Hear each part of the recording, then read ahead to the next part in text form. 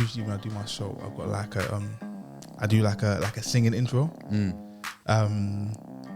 just a random song. And today I was gonna sing "You Never Walk Alone," but because of the current climate at Liverpool, I don't know if that's man. Not for me. It's not appropriate for me. Yeah, like, I don't want to offend people. Do you know what I mean? Like, no, sorry. I like to offend people when I mean to offend them. Do you know what I mean? Like, I don't like to accidentally offend people. I don't think you accidentally offend anyone. I think it would actually be funny. I'm not singing the song though. Okay. Because the Liverpool thing. I think if you'd done that, I think people would find that enjoyable. Me, I'm just not singing that song. Like, I'm wearing all black. I'm still like... Okay, in mourning. I'm in mourning, bro. Oh my I'm in Lord. mourning, bro. I'm not wearing no Liverpool gear for the foreseeable future. Until We'll get into that because I've got a lot of my views on Liverpool. But let's start the show. Cool. Under the Microscope, we're back.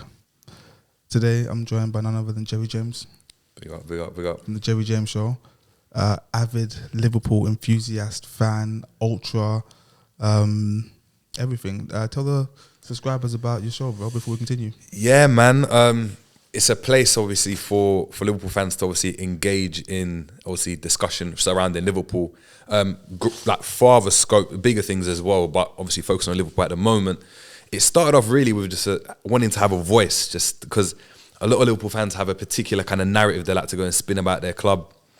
You know, Greatest club in the world. Everything's rosy. Everything's great. Shankly, all of that, which is true. Shankly, top G. But there was a section of supporters that didn't necessarily have a voice to go and voice their opinions on the currently existing platforms. So I wanted to obviously kind of engage in that conversation. And I didn't think the channel would grow to where it is today. I know it's 1,000 subscribers, but I didn't expect that from myself at all. Honestly to God, I was expecting 100, 200 people that we can just converse and discuss Liverpool. Like a community. Exactly. Now you're here. Exactly, now we're here. And it's called The Jerry James Show. Yeah. And where can we find you? Oh, on YouTube, people. So it's called The Jerry James Show. You can find me obviously on your YouTube, on all the social handles, so Twitter, Instagram. Cool. As a non-Liverpool fan, would I be interested in what you lot are saying? 100%. Yeah? 100%. If you want to get an honest perspective of Liverpool discussion about what's going on in the club, banter as well. Like, just like, we're a community. Like, we've got a lot of people that tune in. Everton fans, United fans, Chelsea fans, City fans from all around the world. Yep. So it's a place where you can engage in conversation. Yeah, it might be Liverpool focused, but if you want to laugh at Liverpool, you want to go and have a laugh at us about our misery currently, I'm with that. Come do that, man. Come do that. I'm very much interested. Cool, lovely. Now we've got all the pleasantries out of the way, bro. This is Under the Microscope. Under the Microscope. It's the thing that I do. Yeah. Under the Microscope. Do you want to try it? Your camera's there. Under the Microscope. Lovely, yeah. This is Under the Microscope, and I like to just, because on Armchair Gaffers, we talk about every football club, and we used to do European football. Long story. Yeah, cool. But this is like my time to really talk about individual clubs, sometimes a player at a club, sometimes a situation at the club. So on Armchair Gaffers, we talk about every club, so I wanted to really get into specific details. We did Chelsea recently. And with Chelsea, I can go on and on and on and on because there's so much. Yeah, like Liverpool as well. Liverpool, not so much so. But before, I've got some questions for you. But before we go ahead with my questions, just give me your general view on Liverpool at the moment. It'll be quite basic, quite blunt. I'm going to try to expand on it. Liverpool, obviously, having a shocking season. Unprecedented by many. I predicted this after the Champions League final, so you can actually check that out. It's on the tapes. I said Liverpool aren't going to win anything for 5 years. 5 years. 5 years, Liverpool aren't doing anything. We're not winning any of the major honours. And it's proven to be that case. Now, I saw that because of obviously our form. I realised we were kind of getting figured out. Even on the back end of that season, you were seeing conceding first in every game, having to come back. It was rinse and repeat, Was that happening last season? Yeah, it was. Okay. It was on the back end. On the back end of that season, I don't want to, don't quote me on this. I'm pretty sure last 10 games of that season, including the Champions League final, we conceded first in every single one of those games and had to go and come back. Even last day of the season, Wolves scored first. Okay. So you got Wolves tonight, haven't you? Yeah. So by the time you guys see this Wolves game, Liverpool already lost that. I'm already in mourning, people. Yeah, I'm already wearing the black. Liverpool, so yeah. Okay, cool. So you knew Liverpool were on a downward trajectory. And I believe so. Even though even though it looked on the surface level, it looked as though Liverpool were fine, you know, competing for a quad. You scratch beneath the surface a bit more and use some nuance, you realise, there's certain things that are not there. Like, if I had to guess what you're getting at, would I be right in saying maybe the aging squad? Aging squad, that's one of them, yeah. Maybe fatigue, aside from age, fatigue, because Klopp, the system he operates, that high press, Gengen press in rock and roll football, it's unsustainable. You know what? It's actually that. Like, although I agree, it's more sustainable. It's actually that more so than the age. We're looking at what Casemiro and Modric done. What Casemiro is doing and what Modric has done to us at Real Madrid. They're much older. So it's not necessarily that. With the age thing as well in football, you don't really see players, in my opinion, you don't really see players decline like this. When I look at the best player of all time, Wayne Rooney, he's declined. I'm an Arsenal fan, by the way. You believe Wayne Rooney's best? He's my favourite of all time. Long story. Yeah, long story. Okay. Wayne Rooney, street striker. Yeah. Boot cuts and that's what boot cuts. Yeah. His decline wasn't like this. Yeah, it was that instant. Yeah, and also a few other players. When you decline, it's not a gradual process. You get worse and worse. You literally fall off a cliff. And I think, unfortunately, that's what's happened with Liverpool. For instance, with Henderson, he's fallen off a cliff. In my opinion, Milner fallen off a cliff. I believe Trent and Robertson have also fallen off cliffs. Okay, I know Robertson's all-time assister in the Premier League for defender and whatnot. VVD, Matip, and Gomez off a cliff as well. They haven't gradually degraded. Salah is poor only by his standards. You understand? So he's only poor compared to what he's done. Depends how you look at it, but yeah. If you look at it like that, like that stat-wise, poor by his standards, still outperforming every winger. Exactly. When you're looking at impact in terms of, and it's always been like this though, overall play, there's always been question marks. Yeah, there's always been question marks about him. It was papered over because of the goals. Because of the goals, and not only that, when you're winning, no one's talking about that stuff. Right? Nobody cares. Yeah. Where on the pitch, where's it going wrong for you for Liverpool? Tactically, more than anything. Oh, really? More than anything, it's tactically. Because it's easy to go and target a particular area on the pitch. You can go and look at the midfield, for instance, and be like, look, the midfield ain't got legs. Come on, everyone knows Liverpool's midfield. You spoke about Henderson, Milner. Like, our midfield it's always been the worst area of a Liverpool team, even when we were at our pomp, winning everything, right? But it's the tactics, because if your players can't do what you're expecting them to do, and for one reason or another, and we can get into that as to why investment hasn't come in, why players haven't been moved on, why players haven't come in, you're asking them to do the same thing over and over again. In any other walk of life, you'd call that insanity. Doing the same thing, expecting different results, right? That's what you'd say. So for me, the midfield is a problem. The defence has been a problem this season also. Injuries have been a problem. But it's the tactics. It's the tactics, because I can look at Sean Dyche at Burnley, hasn't got the resources, ain't got the talent, still somehow grinds out results. Yeah, it's not sustainable. It does end somewhat. It will end in a relegation, or he will get the sack, as he did. But do you know what I mean? It's you have to go and cater your team to what you've got available. Of course, there's the argument of, he should have more available, obviously, with regards to Klopp. What you're saying is, as opposed to having your way of playing and trying to fit these square pegs in these round holes, facts. You're saying, okay, you need to fit your round hole and make it a squared shape. Exactly. I never looked at it like that. Because it's, of course, the simple answer is to go, we need more players, right? That's what people say. I don't agree with that, but that's what people say. No, but think about it. You need more players. And I agree with it to a certain extent. Liverpool need more players. This should have been done over a period of time where you're replacing, you're moving on to Henderson as opposed to keeping him on for this long. Milner should have been moved on a while ago. City done that like at the age of 30. Yeah. We've got him now at 37. Do you know what I mean? Like, so it is a bit worrying. But you're looking at Liverpool, and if there's no one coming in, if all other factors of the club remain the same, what's the one area that you can go and change as a manager or as a club? It's the tactics. Yeah. If the players stay the same. If the players stay the same, the only thing you can do is look to the academy. But come on, that's not really going to work. Yeah. It's not sustainable. Klopp has stuck with his 4-3-3. It's a 4-3-3, isn't it? Yeah, 4-3-3. That's all. I think in the early Liverpool it was different, wasn't it? 4-2-3-1 early Liverpool, but still, I mean, looking at a 4-2-3 on 4-3-3, the premises are the same. It wasn't like a 5 at the back and we've changed to a 4-3-3. The philosophy of football was always the same. So even if there's slight changes in where he'd want midfielders on the pitch, as an example, the premise is the same. So it has been the same throughout. Okay. So my next question for you is Klopp in, Klopp out. I didn't want to say out, but I said it. I'm going to be honest. I'm going to look into the camera.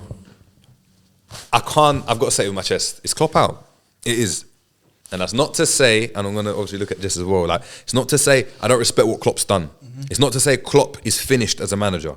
It's not to say Klopp, do you know what I mean, it was going to go somewhere, it's going to fall off a cliff like some managers have. You continue. Do you watch Game of Thrones? Yeah. Do you remember the bald guy, Varys? Yeah. Who does he serve? He serves the realm. So regardless of anything, the realm, Liverpool itself, facts, is what comes first. Mm-hmm. So Klopp has been a good king. He has.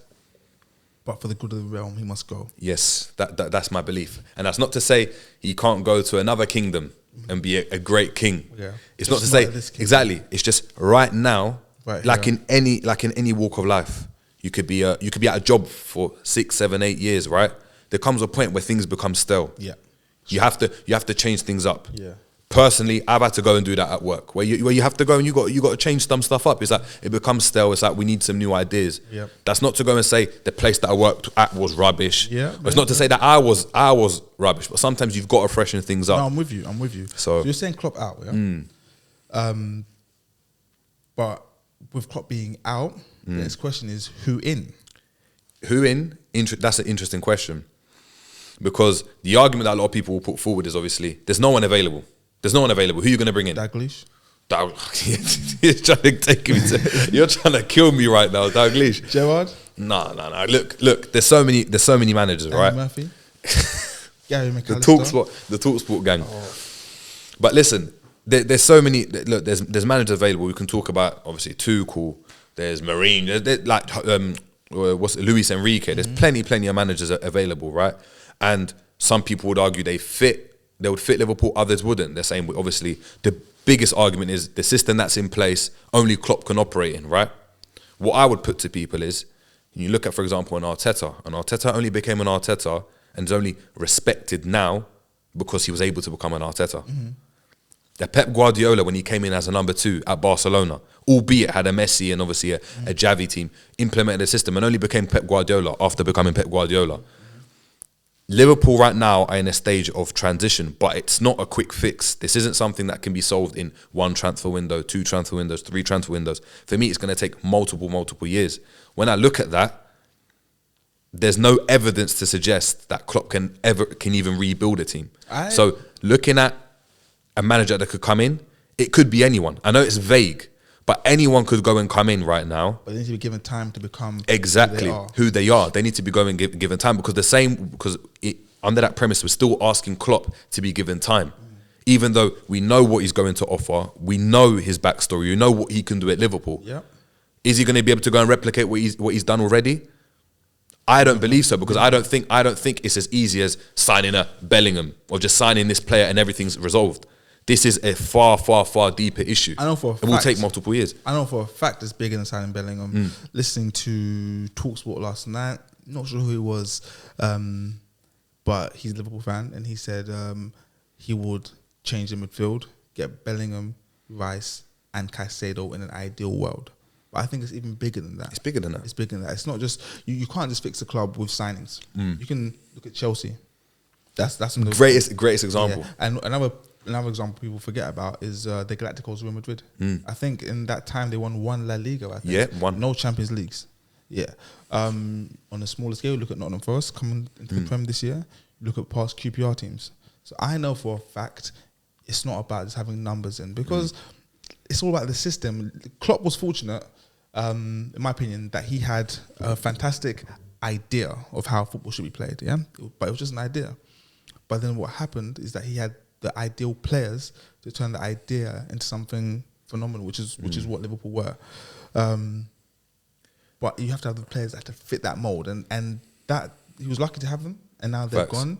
I don't think they're going to come back anytime soon. Facts. I think when you look at it as well, Liverpool, for how good we've been, like, and that's forgetting obviously how history is going to look at it, which is only going to show one Premier League, one Champions League in terms of major honours, right? Yep.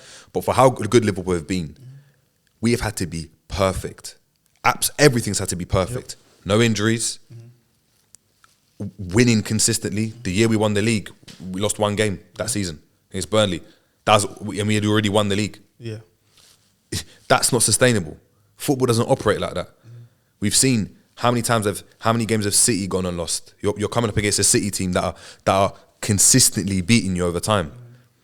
We've had to be nigh on like perfect. You've been perfect and still missed out. Exactly, but the one season we went and won it, we had to be perfect in terms of no injuries, same team playing week in, week out. That rarely happens. Rarely happens. And then even then, might I add, with the same team week in, week out, even when you got your Jotas coming in, they were seamless. They just came in and done their job.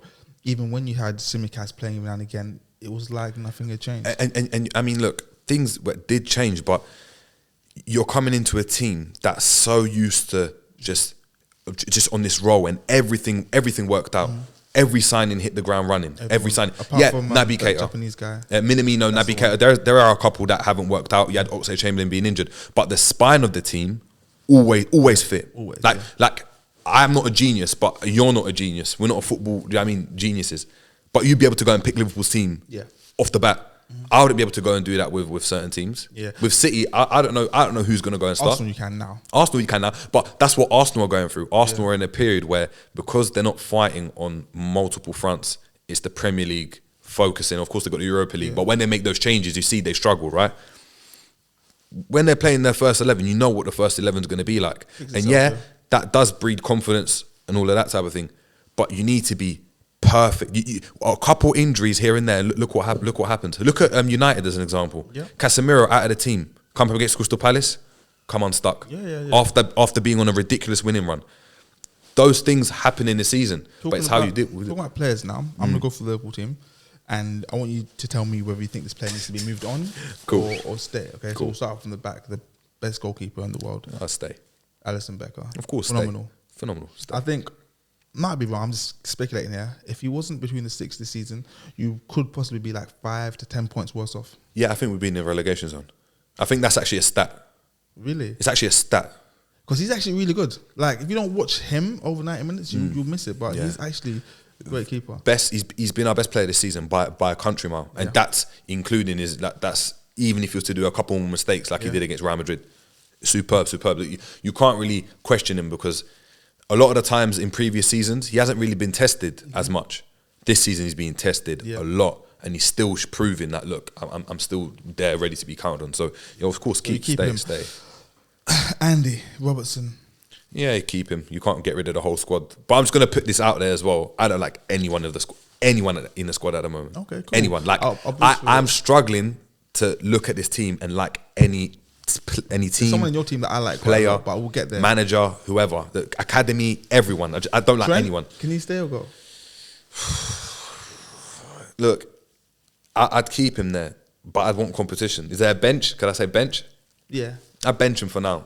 For anybody else. I bench him for someone. I bench him for someone that can give him competition. That's above my pay grade. Who that is? I could reel off names, but of course they're not going to go and come. But look, keep Trent in all honesty. I see now what Southgate doesn't see in Trent, and I kind of get it now.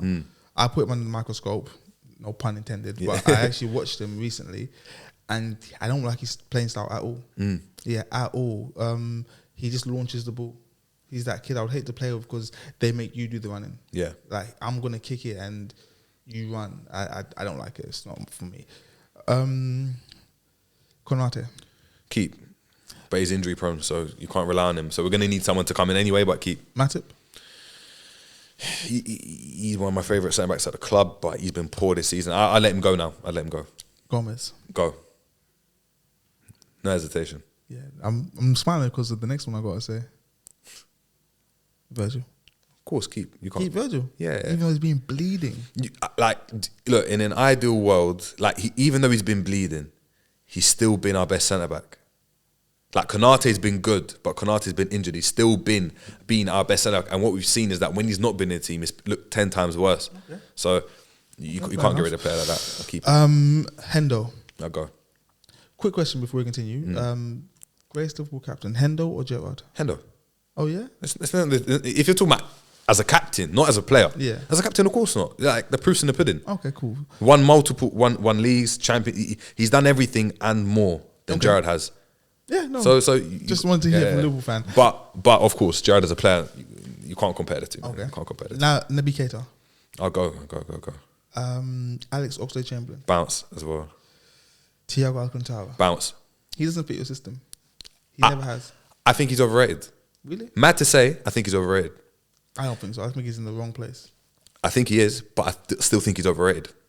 For how people rate him, I think he's a good player, undoubtedly. He doesn't fit Liverpool's system. Yeah. But aside from all that, he had one season for me where people were calling him the best midfielder in the world when they won the Champions League at Bayern Munich, right? Yeah. During the COVID season. He didn't cut the mustard at our Barca team. That actually went and got Rakitic to go and play his role, and he went to Bayern Munich. At Bayern Munich, he still wasn't a main cog in the team. He was the icing on the cake. They had Kimmich. They had Kimmich that moved from right back. They had Lahm at the time as well, who moved from right back to midfield. Thiago came into those games. He averaged about 20, 24, 25 games a season. It might have been because of injury and stuff, but he doesn't fit our system. And I think because he's so technically, he's so gifted as a footballer, he'll do 3 steps to go and get the ball from A to B, and because it looks nicer, it's beautiful to go and watch. When I've seen it live, it's amazing. But he could have just done that in one pass. Okay. And that's my argument with it. So essentially, even if he was a team suited to him, he look at the Spain squad. He didn't get in. Yeah. He didn't get in. But I believe that was more political than anything. I don't think so. Even with Enrique. I think whoever's been in there, he's never been in the Spain squad. Ever. It doesn't matter if Del Bosque, it could have been Luis Enrique, it was Lopetegui for, I don't know, for a day or whatever. Whoever, I forgot who was there beforehand. Thiago was never the mainstay in that team. Ever. Okay. Ever. We've seen Koke go in that team. Yeah. I've seen Cazorla come into that team. Koke is a professional football player. I've seen Koke come into that team. I've seen Saul come into that team. Do you know what I mean? But that's my point. And Thiago has never been able to go and obviously establish a place. Now, of course, that is not an argument because, like you said, there are agendas, there's politics. I'm not saying he's not better than these players, but what I'm saying he's not Spanish either. I'm saying that's another agenda. But did he decide to play for Spain? Okay. He could have played for Brazil. Okay. And even in that Brazil team, I don't think he gets into that midfield. I think he gets into the team. I don't think he starts in the midfield. That's a topic for another day. Exactly. Who have I forgotten in this midfield? I said Milner, I think already. Behitic. I'll keep, of course. Yeah, I'll keep him too. Harvey Elliott, is he a midfielder? Not for me, but he is under Klopp. And you keep him in your team? I mean, I'd bench him. I mean, I wouldn't get rid of him. But do I think he's the answer? No. We're looking. Liverpool are linked with another 19-year-old midfielder or 20-year-old midfielder who's the same age as him. Who's, if we buy him, is going to be a mainstay in the team. In obviously. And what's his name? Bellingham. Oh, yeah, of course. So if Bellingham's coming in and you're getting someone in his age bracket to go and play in his position, looking at the players that we've got available as well, knowing that if Thiago's fit, he's going to play. If Fabinho's fit and firing, he's going to play. Yeah. You're not playing. Bellingham's going to obviously come into that team, and Elliott's not playing in midfield, so I don't know how that works. But I think I may have been someone like Curtis Jones. Does he still play football? I mean, does he exist? My boy. Listen, where is he? I don't know, man. I think he's in the basement. He's in the basement along with like Naby, Ox. They've all taken turns in that basement. Dark place. It's a dark place, but it's odd because in terms of profile of player, he's actually better suited than the likes of a Carvalho that's played in midfield, the likes of a Harvey Elliott that plays in midfield for, especially what Klopp wants to do, and his ability. If you were to just look at just the basics, like his ability is better, but you just can't translate that into a Liverpool team. He's not been good enough. I've been the biggest advocate for him, but it's time for him to go as well. Yeah, with Harvey Elliott and Jones, I think Nat Phillips last season, when they came in, they were getting rave reviews like they're so good. I think you even had a Was it Kabak? Am I? That was a couple seasons ago. Kabak was on loan. That was in our injury hit season. And I feel like these players came in and they were given rave reviews.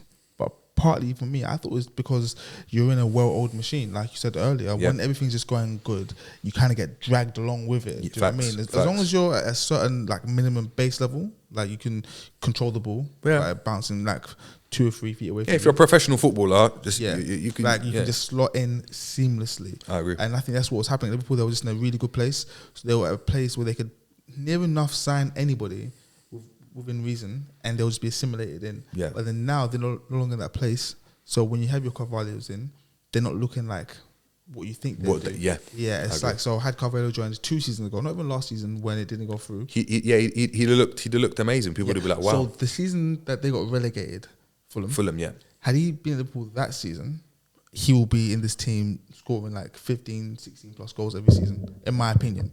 Potentially. Because the team was just in that mold. They were just in that moment. So, nearly done. Salah, still go. I'm going to look into the camera for this one, man. I'm sorry, man. A legend. He's in that Klopp bracket for me. He needs to go. Why? The ownership that we've got in place means that we need to go and get some funds in. Yeah. Since the AFCON, it's been over 400 days now where he's been poor. He hasn't been the Salah of old. 400 days? It has. After AFCON. 365 days ago, plus. So I'm giving it 400 days. That's my estimation. It's been about 400 days. He has not been the same Salah. It's because them green laser lights, bro. It's like a long COVID, like green long laser lights. So give him another 6 years, he'll be back to normal. Yeah, for me, it's like, look, it's amazing, but like you said, you get that decline and it's just a drop off a cliff. It's a steep drop exactly. Even if that's his drop off at the moment, you get rid of him now. And strengthen the squad in other areas, because we're in a position where we have to go and do that. We're not a City, United, where we can go and keep someone like that on the books and get someone else in for them to compete. So cool. I'm not going to do many more. Last one I'm going to do, I believe Diaz stays regardless. Jota, I think you might be 50-50 with. Darwin Nunez. He's got to stay, innit? We spent the money on him now. I really like him. So oh, is it?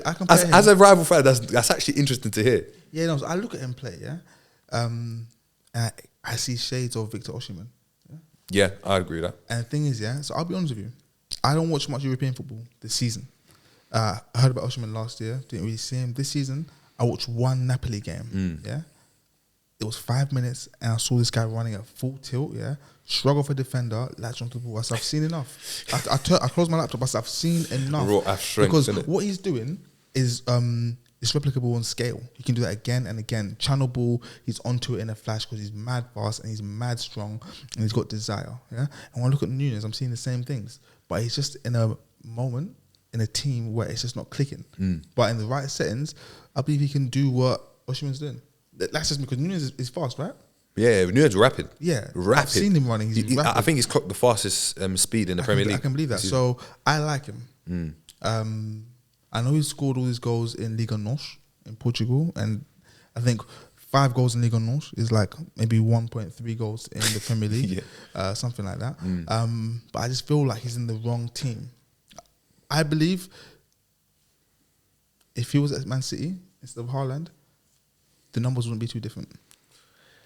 He wouldn't be on 27 goals, but he'd be 19, 18. Exactly what I was thinking. 19, 18, because there's a few Haaland goals that he wouldn't score. Yeah, I agree with that. I think he's a player. Like, I was an advocate for him when we were signing him. Yep. So was I. Because for me, that was a suggestion that I was going to see something that I've come to understand we're never going to see from Klopp, and that's a change of system, a change in how the way we're going to play. I thought we'd go back to, especially with the Carvalho signing, the fact Elliott's in the team, it'd be a 4-2-3-1. He'd be playing as that striker, and we'd play a system to go and suit. And I thought everything was geared towards suiting the system to him. We've tried to go and do that, but in a way that's we've tried to make Salah this creative type of winger to aid Nunez, but that's not his bag. That's not his game. So us doing that has affected the team completely. He's obviously coming to a team now that's lacking in confidence also.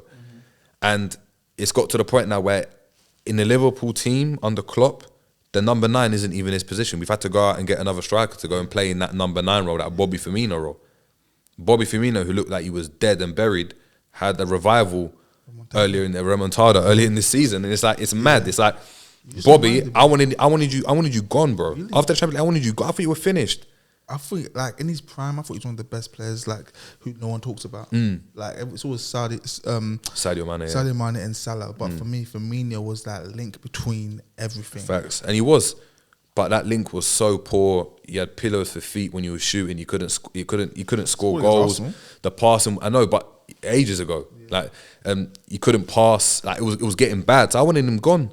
He said a remontada this season because Nunez was that bad as a number 9. And what I mean by that is that he didn't benefit the team in general build-up play, and neither does Salah to the extent that I would like a 350 grand a week player to be. So he's actually looked better out on the left, where he's had the license, as you said, to have that Osimhen role where he's just running, able to go and attack into space. So that's where he's looked proper dangerous. And right now, like, let's be honest, he's our best attacker. He's our best attacker. If he's not on the pitch, I don't know where our threat's coming from.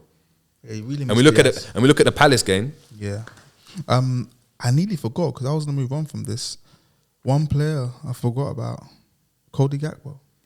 He can, like, if you ask me, guys, I know you're not asking me because I'm not a Liverpool fan, but for me, he can go because he was only. Even the Apple Watch is saying he laughing. He can go because he was only 27 million or something like that. It wasn't a lot of millions. It's looking like 45. It was like 45 million. Okay, yeah. But I've got to say, he has not looked good. He has not looked good for me at all. When I watched the World Cup, so they played Arsenal, PSV. Yes, I remember. He apparently stunk out the joint, didn't he? The first game. Second game, yeah, when Arsenal had already qualified. Was that at the Emirates, the second game? It may have been. It may have been. I can't remember because I think it was one of the games. I know it was the first leg where he was poor. And the second leg, I forget where it was. It may have been at the Emirates, yeah. Him and Javi Simmons apparently turned up. I didn't watch the game because we'd already qualified. Thursday 5 p.m. not the best time to watch the games, isn't it? But I saw him in the World Cup, yeah. He got a few goals, didn't he, in the World Cup? Yeah, he got 3-4 goals. Yeah, but see me, I like to know the how as opposed to the why. Like, you got these goals, but how do you get these goals? Were they always gonna come? Like, what did you do that was so special that made this goal go in? And what I saw from him wasn't impressive. Like, and then when I heard Liverpool were trying to sign him, I was thinking, I thought you got Diaz that can play there. By this time, Nunez had been playing there because he came in January, right? Gakpo, yes. Yeah, I think Nunez has been playing there. Diaz plays there. I'm sure I've seen Jota pop up there sometimes. I'm thinking this doesn't make any sense, and it's proven. I think, but you guys signed him, from what I hear, because you were scared someone else would get him. That's the story that we're being told, man. That's the story we're. Are you having him? Nah, man. I think, especially if we don't get Champions League football, which I don't think we're going to, one of these forwards is going to have to go. Just one. Well, one of them at minimum is going to have to go. So out of Salah, Bobby, Nunez, Gakpo, Jota, Diaz, that's 6. One of them, if in an ideal world, if they're all fit, Carvalho, Elliott, that were options there as well. One of them, and look, they can play in a kind of different positions, and they're young, so I'm going to keep them out of this. But one of them is going to have to go because if everyone's fit, a few of them, or 2 of them, are not going to get enough game time. Having one player on the bench that's not getting game time like that is fine. Having 2 players that aren't getting game time, especially in a Klopp system where Klopp at his best doesn't change the team, they're not getting in the side. They're not. So I don't see. Let's say next season Gakpo turns great, which I don't think will. But let's say he does, and you have Gakpo, Nunez, and Salah up front. We know Salah's probably not going anywhere. Jota and Luis Diaz are on the bench. Now, look, as a squad, it's amazing to have these players off the bench. Having 2 players like that off the bench, I don't see how you're going to keep them well engaged, well entertained, and content within the squad. I feel like Liverpool, and this is from the outside looking in, Liverpool will probably be keen to keep their players because they're probably scared about injuries. I mean, that's fair, but the one season, which was last season, where we had the most squad depth, so we had Origi, Minamino as options, right? What happened that season? Minamino didn't get enough games. Origi didn't get enough games. Tsimikas didn't get enough games. And what happened to two out of three of those players? They left. As a player, like, you probably play football. If you're coming into work every single day knowing you're not going to go and play, if you're winning everything, it's all right. We had Shaqiri and stuff. It was winning. What happens when Shaqiri doesn't want to go and play? He moves on. 2 seasons, you're moving on. It looks like they're trying to sign a contract extension, so Bobby might stay. If these players are staying, then we're not moving these players on. We're not giving space for these players to develop and flourish. So for me, I don't know. I can't see all these players staying at the club and being content as well, unless you're predicting that these players are going to get injured and it's going to be a long, substantial injury. Because the types of, although Jota's been injury prone, the type of injury that Diaz sustained, that's once in a blue moon type of injury, like that kind of knee injury. It don't happen consecutively. So he's going to be looking to get some games. Now, where's he going to play? On the right? The right's taken by Salah. So you only got 2 positions to go and fit five players. It doesn't make sense to me. So most of the team needs to get moved on, essentially. I agree. I was speaking recently. We're nearly done here anyway. Before we wrap up, got a couple more questions. I was speaking recently to somebody, and I said that I believe Klopp needs, I'm not trying to be funny, but he needs a whole 7 years to rebuild. I agree. I said 5, but I mean, if you want to use 7. But I think players need to move on. You get new young players in. Build this system of yours again, because it looks as if Klopp only knows one thing. I agree. And it works. It's not pretty. I found out the hard way. I've actually watched Liverpool recently, and it's not pretty. When it's not working, it's horrendous to watch. But if you were to give Klopp another 7 years, let him become Klopp all over again, I think Liverpool will get back to where they want to be. I'd agree with that. Yeah? I'd agree with that. Problem is, if we wait 7 years, well, look what's happened in the 7 years when we won the Premier League and the Champions League. Arsenal have come back, it seems as though, challenging for the league now. You got United that are now have gotten a manager who's won, his first trophy. Already. The rise of Newcastle, the investment that's coming in. The likes of Chelsea aren't going to be down for too long. Oh no, they're going down. You think? Oh, they're finished. They've got 30. I keep saying this. If you watch my pod, you see they have 33 players in their first team squad. You cannot run training sessions with 33 players. You can't. Yeah. But because they've got the money there, they're a team that they're always just going to be there on the periphery. We said this about Chelsea periphery before. Of the relegation zone. That's where they're going to be. Literally, bro. I know, but they've never been here before. Even when Mourinho came in, because he was like the first manager that was doing rotation. Yeah. And I remember it. But even then, like, the defence wasn't getting rotated. No. Defence never moves. It was just like Duff, Robin, Kesman, Mutu, Good Johnson, Jasper Gonkia, like the early guys. Like, they were the ones getting rotated. But do you think that's down to the team or the manager? Because at Chelsea, like, Potter could be gone tomorrow and no one would really be shocked. No. Like, if Chelsea moved in that way, it wouldn't be a shocking kind of move, because Chelsea have done this and this has actually earned them and garnered them success. So they get the right manager in and they're just going to keep doing that until a manager clicks, they get a good bounce.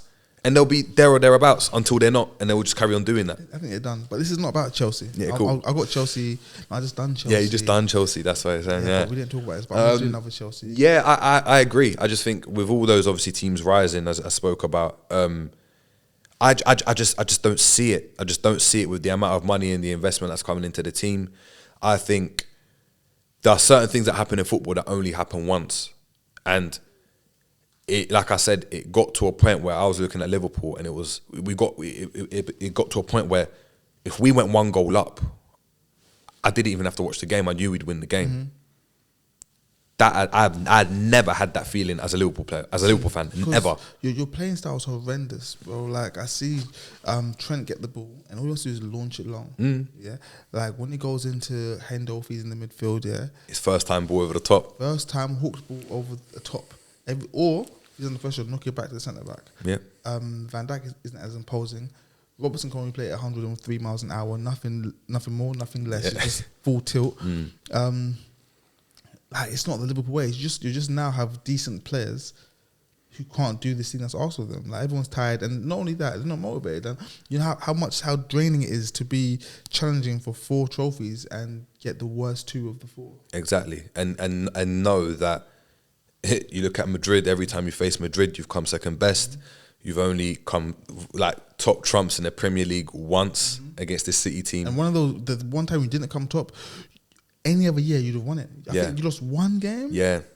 And you came second. Yeah, which is, and that's what I'm saying, it becomes demoralising. I mean, Mane, and I've spoken about this before, Mane came out and on BBC Africa said that the move to Bayern Munich was the best decision he made for his career. Yeah. Now you'd think, why would that be? I mean, you've won everything at Liverpool.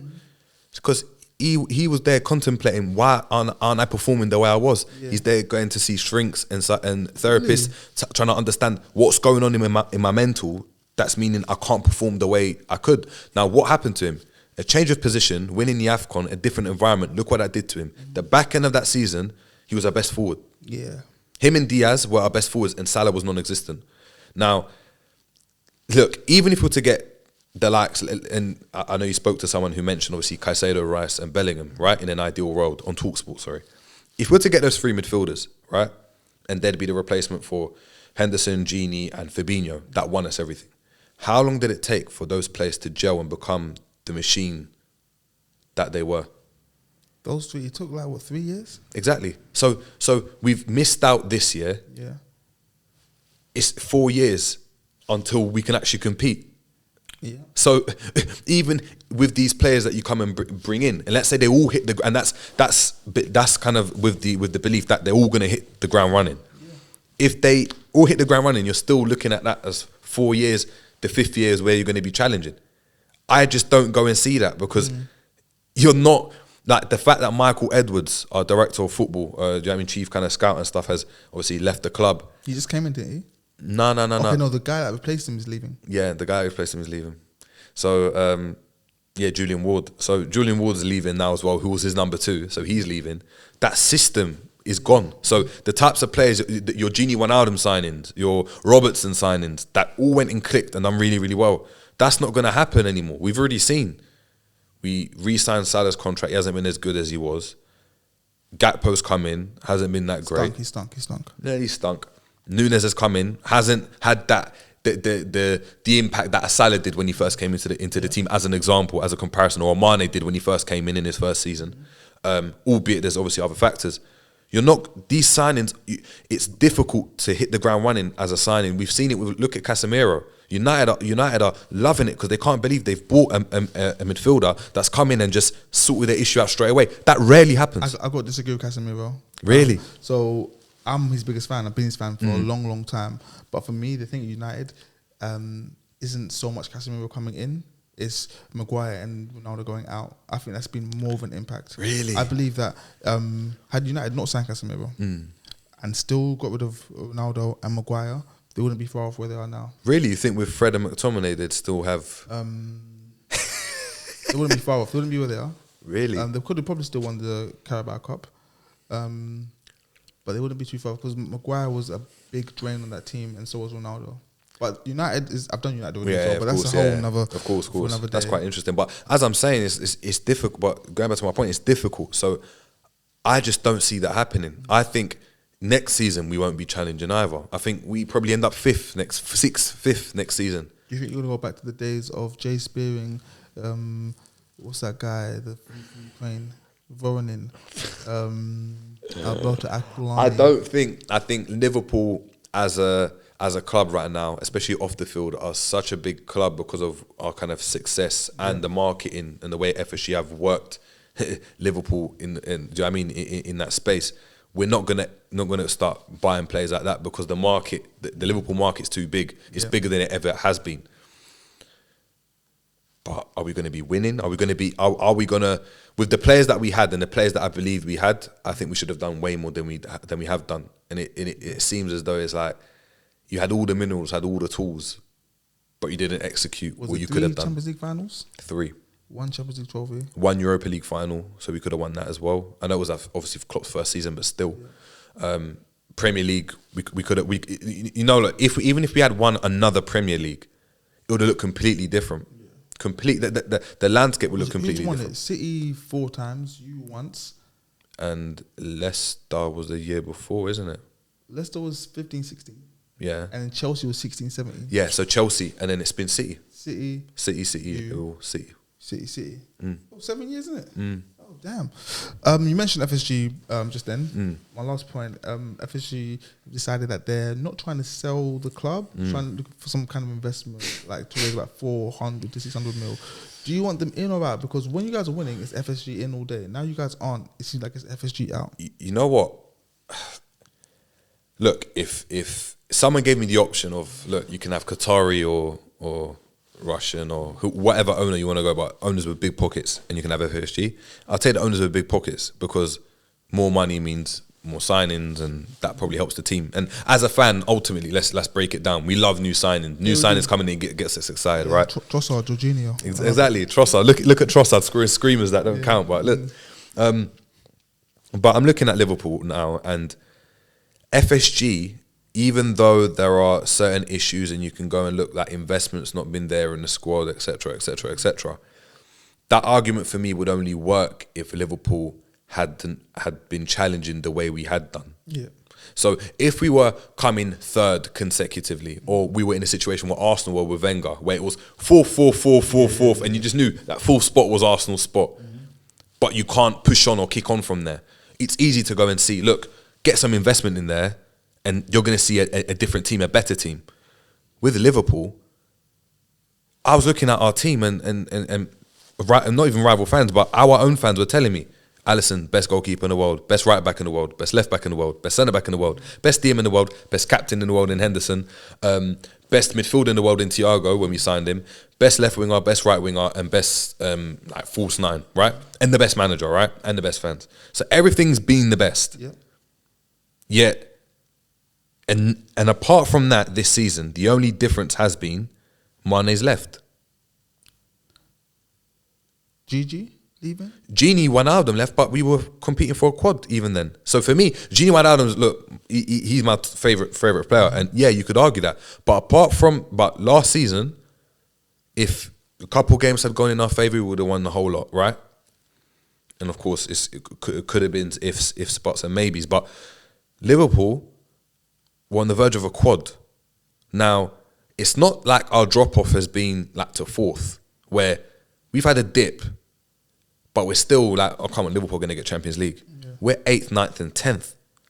That's not acceptable in any walk of life.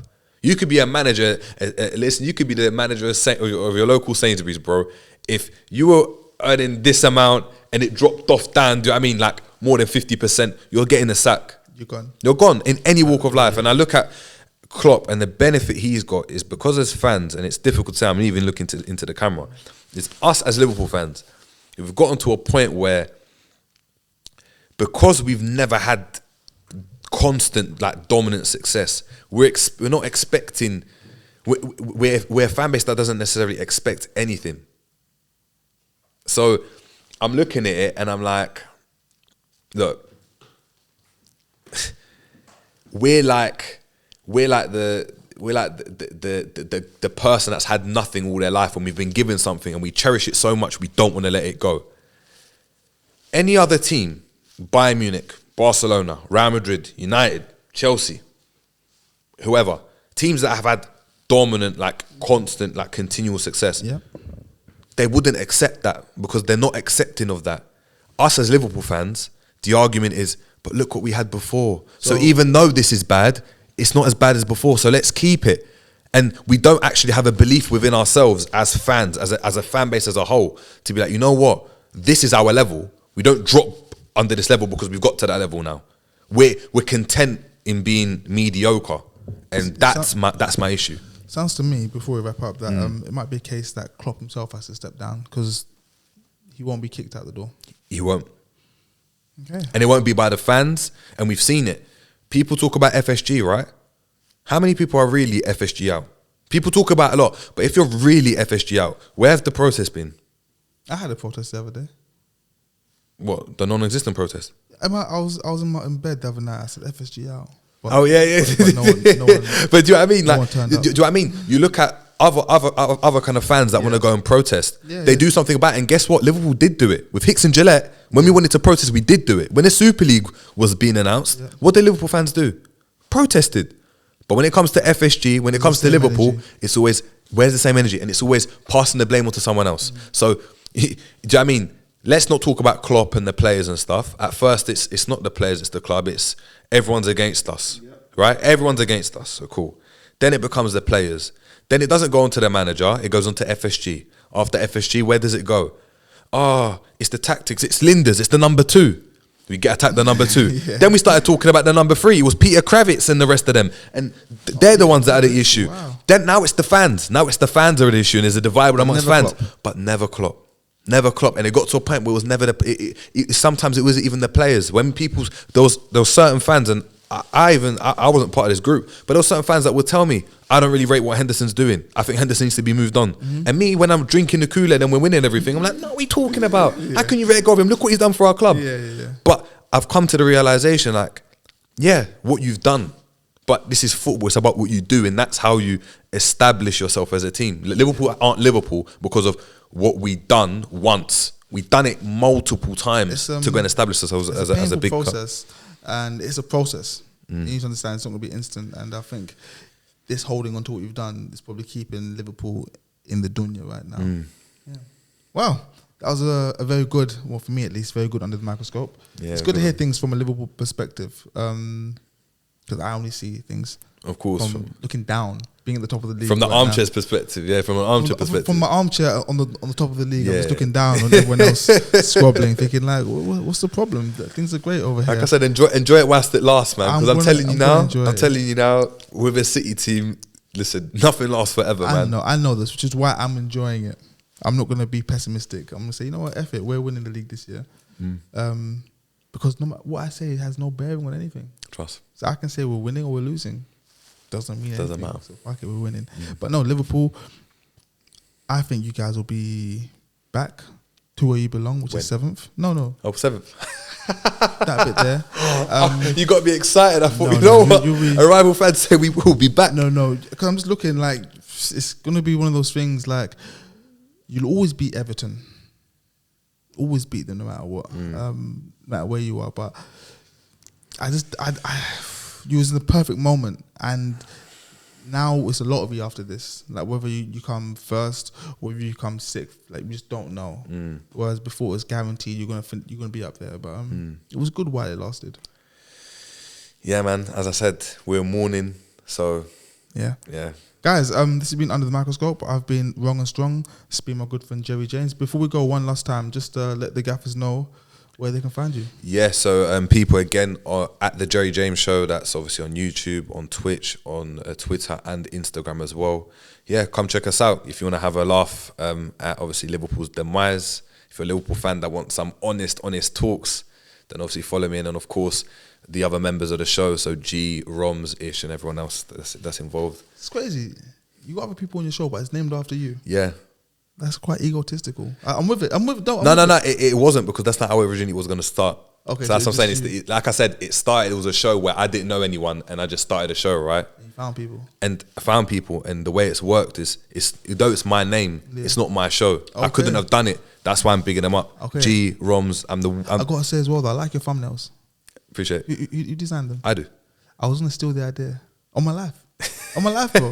I'm not joking. I really genuinely look like your thumbnails. I might still steal it because life is, I think plagiarism is the highest form of flattery. Yeah. Yeah, so when you see armchair gaffers with the same, do you know what it is? I don't mind that. So like I said, I'm the least kind of egotistical person. So when you're even saying that, I like that. And I'm like, you know, the fact that you've said it to me, do it. What I don't like is when people do it and then try to say that they haven't done it, and they have. The fact that you said it, don't do it. You know, I can do it off memory right now on my computer. I'll show you. Anyways, guys, Under the Microscope, Jerry James.